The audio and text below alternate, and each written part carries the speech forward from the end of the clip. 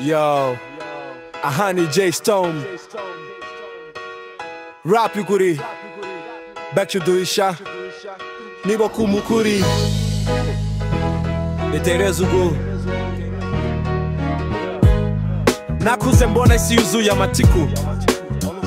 Abantu bifuza kugusenya bakavuga ko bagukunda mukajipo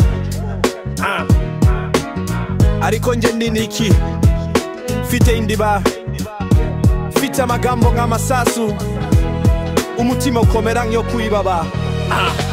Baravuga ko J Stone datazabigeraho Bakibagirwa ko indoto zanje zifite imizi ku mahoro Ujo mvuga ukuri babwita iteraboba Ariko nibyo binyubaka ikofi y'ubugabo nyayo Sigukubitanya ukwerekana ko wagaze nk'umusohoza Ikofi sigukubita ubonye guhagarara kigabo Ikofi onyekisugumiti dege nuwaguseka imyaka yose po Ikofi ninjwirira chogora riguma ku murongo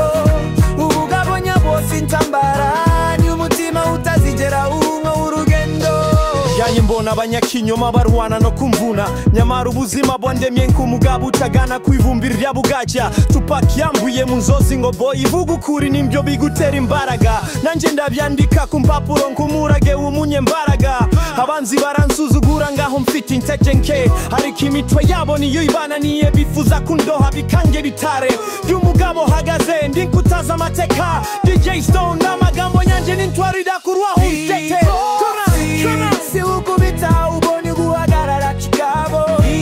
Ikofi bare isi kuchitsi ndege nuwaguseka imyaka yose ko Ikofi nijwirira chogora riguma ku murongo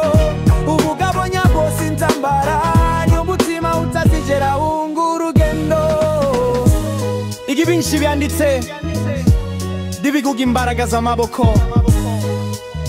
Bivuga ukuri ku muntu utajya ahunga imisozo Niba hari umusore wicisha bugufi ariko arashukika